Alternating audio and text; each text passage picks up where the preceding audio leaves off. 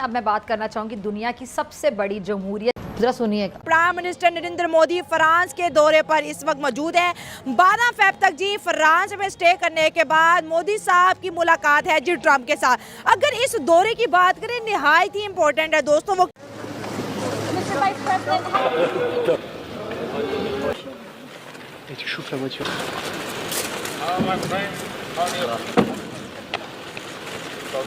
प्रधानमंत्री जी की दो शब्द अपनी और मैक्रोन के। इमैनुअल मैक्रों की ओर से एक रात्रि भोज वहां पर रखा गया है और प्रधानमंत्री नरेंद्र मोदी जब वहां पर पहुंचे तो फ्रांस के राष्ट्रपति इमैनुअल मैक्रों और प्रधानमंत्री नरेंद्र मोदी की मुलाकात हुई। काफ़ी गर्मजोशी भरी ये मुलाकात थी। ये दृश्य हम आपको दिखा रहे हैं। उन्होंने जिस तरीके से वेलकम किया है मोदी साहब, आया ना मजा, सुभान अल्लाह। नरेंद्र मोदी जी की जो दोस्ती है प्रेसिडेंट मैक्रों के साथ, वो पर्सनल कैपेसिटी में उसका एक अलग लेवल है। भारत के वजीर आजम नरेंद्र मोदी फ्रांस तो पहुंच गए हैं और बड़ा उनको जबरदस्त किस्म का इस्तकबाल किया गया है। वहाँ एयरपोर्ट के ऊपर जो एआई समिट के लिए गए हैं, मॉक्साई के अंदर कॉन्सुलेट भी खोलेंगे। फ्रांस में रेड कारपेट रिसेप्शन की आवाज आ रही है कि वहां पे एक बहुत ही जबरदस्त और बहुत grand red carpet reception Modi साहब को दिया है।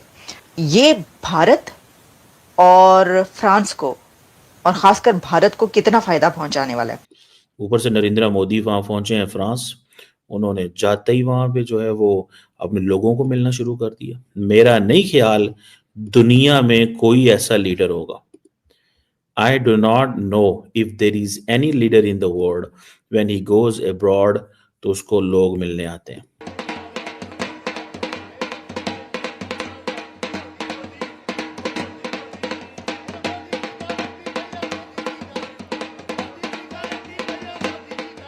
पाकिस्तान में तो कुछ स्पेशल होना चाहिए ना इसको मगर लेके। कैसे अच्छा, लेकिन उससे पहले मैं आपको ये बताऊं कि पीएम मोदी ने वहां पर जो प्रेसिडेंट मैक्रोन की तरफ से डिनर होस्ट किया जा रहा है हेड ऑफ स्टेट्स के लिए, वो तो करना ही अटेंड। उसके साथ बायलैटरल इश्यूज पर भी उनकी मीटिंग होनी है और साथ में सबसे बड़ी बात ये कि को चेयर करना है। मोदी साहब ने को चेयर करनी है आर्टिफिशियल इंटेलिजेंस की ये समिट विद प्रेसिडेंट मैक्रोन, क्योंकि उनको दावत इसीलिए दी गई है, उनको को होस्ट बनाया है। तो उसके ऊपर और देखिए पीएम नरेंद्र मोदी फ्रांस के पेरिस पहुंचे हैं। एयरपोर्ट पर पीएम मोदी को गार्ड ऑफ ऑनर दिया गया। तो इसके असरात खित्ते पर क्या पड़ेंगे, पाकिस्तान पर क्या असरात होंगे? देखिए सबसे ज्यादा इफेक्ट तो पाकिस्तान होगा। डिनर भी होस्ट करेंगे फ्रेंच प्रेसिडेंट मैक्रों। मोदी साहब को कि ये लिखना my friend welcome to Paris. वो लगता है ना कि दो बडीज हैं। अब ये तीसरी न्यूक्लियर पावर सबमरीन, ये भी बैलिस्टिक मिसाइल के साथ है, अरिथमन है, जो भी नाम इसको दे दें, मुझे नहीं मालूम इसका मतलब क्या है। तो ये इस साल होने जा रही है। अच्छा, पाकिस्तान के पास न्यूक्लियर पावर सबमरीन कोई नहीं है।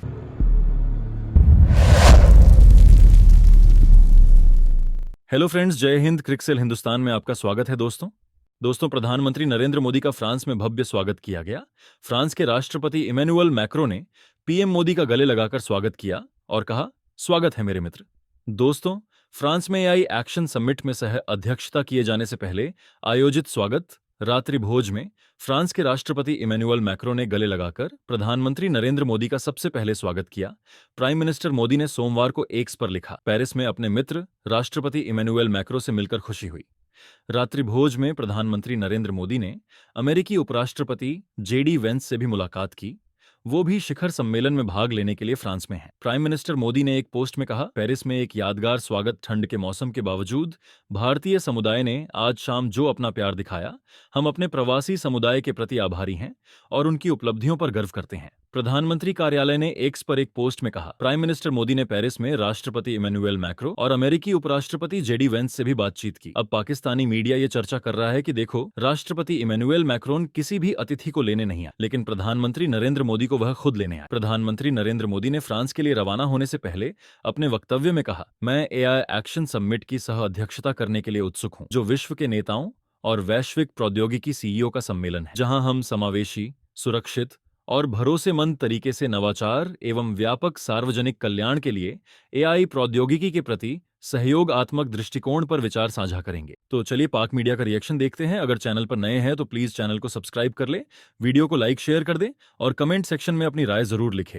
ऊपर से नरेंद्र मोदी वहां पहुंचे हैं फ्रांस, उन्होंने जाते ही वहां पे जो है वो अपने लोगों को मिलना शुरू कर दिया। मेरा नहीं ख्याल दुनिया में कोई ऐसा लीडर होगा।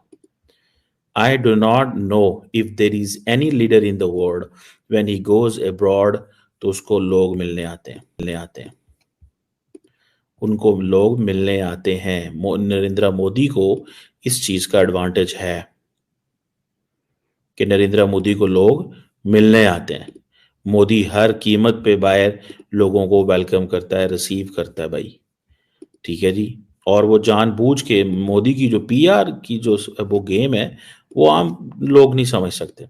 वो जनाब सबको वेलकम करते हैं वहां।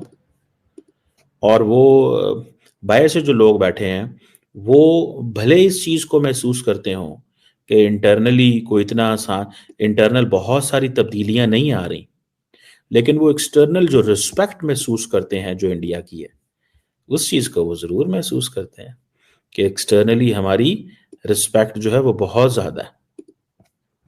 ये चीज वो दे बिलीव इन दिस। सो लोग बाहर आते हैं, डियास्पोरा इंडियन कम्युनिटी आती है। गो के सारी बातें एम्बेसीज वहां पे वो मैनेज करती हैं, उनको बताती हैं फलां जगह पे जाना है, ये करना है, वो करना है। जारी बात है हमारी लीडरशिप को एक थोड़ा सा होता है, फियर होता है कि किधर काम पुठा ही ना पै जाए। सच्ची बात है, ये हमारे लीडर्स को ये मसला होता है, काम पुठा ही ना पै जाए। ये ना हो कि हमने करना कुछ और था, करना कुछ और।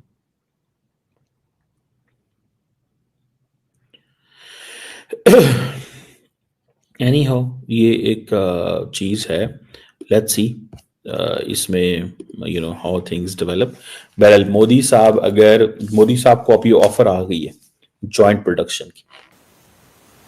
अब आप ये सोचें कि पहले ही इकोनॉमी उनकी कहाँ पहुंची हुई है, इंडिया की 5वीं बड़ी इकोनॉमी है, तीसरी बड़ी इकोनॉमी वो बना, तो इसी तरह तो बनाएंगे तीसरी बड़ी इकोनॉमी वो।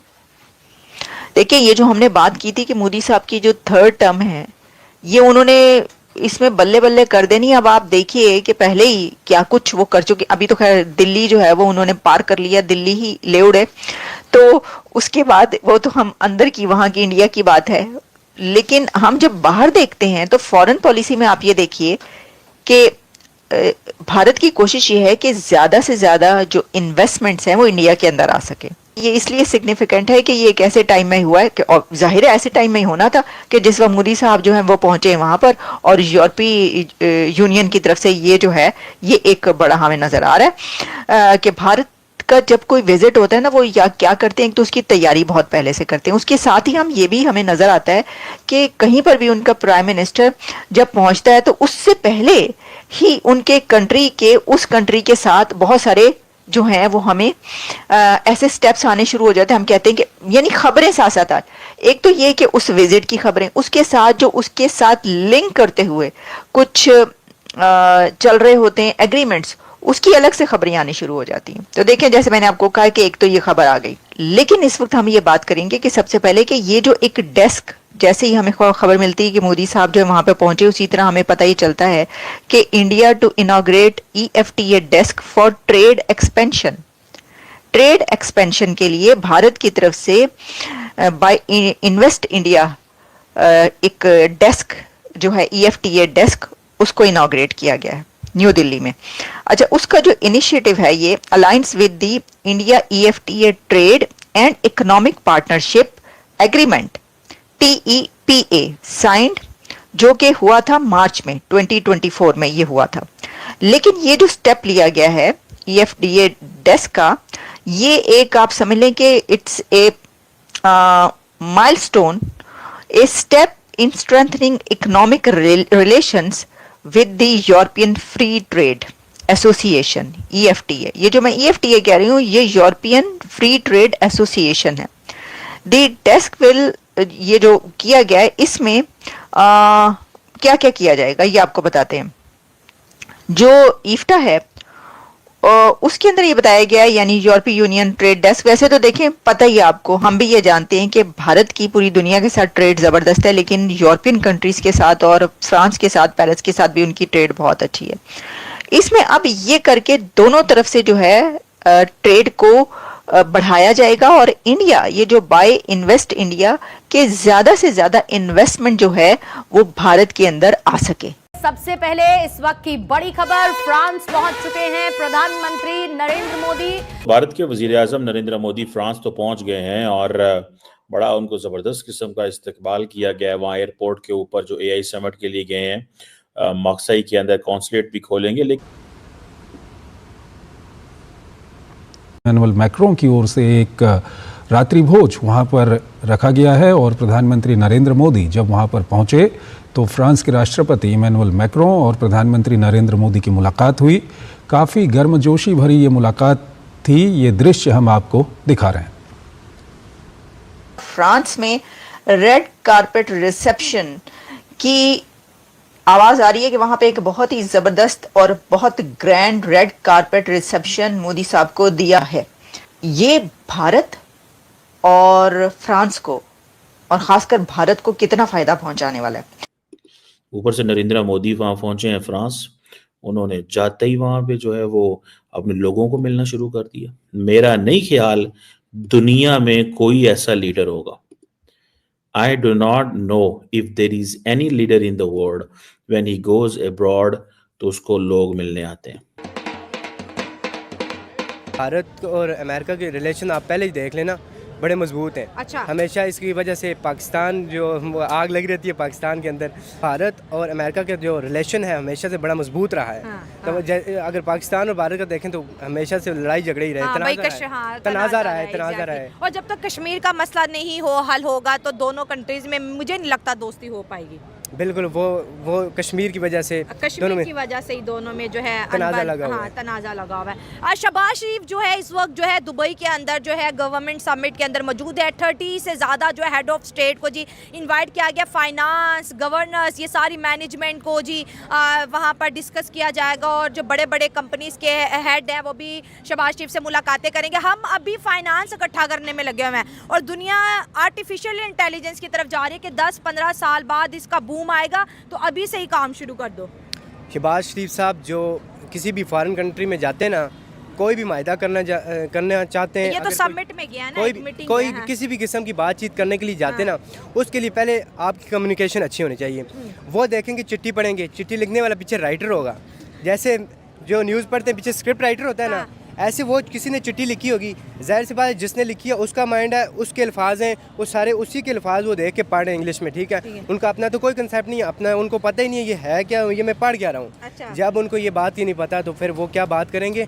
तो उर्दू में कर ले, मोदी साहब भी तो हिंदी में बात करते हैं, इवन तो उन्हें इंग्लिश आती है, तो शहबाज शरीफ साहब उर्दू में बात कर लें, जिसने सुनना होगी वो ट्रांसलेटर की मदद से सुन ले। नहीं, फिर उन्होंने शशके भी तो लेने होते हैं ना, दिखाना भी तो होता है। जो बंदा चिट्ठी देख के पढ़ता है ना, तो वो फिर वो उसके अपने अल्फाज तो नहीं है, किसी के दिए हुए अल्फाज हैं, गिफ्ट किए हुए। आपको लगता है कि चिट्ठी पढ़ने से हम पीछे रह गए हैं? बिल्कुल ऐसी बात है, पढ़ी चिट्ठी ना पढ़ते तो आगे होते। यही बात है, अगर चिट्ठी ना पढ़ते तो देख के पढ़ने में तो अच्छी बात है, गलतियाँ नहीं होंगी।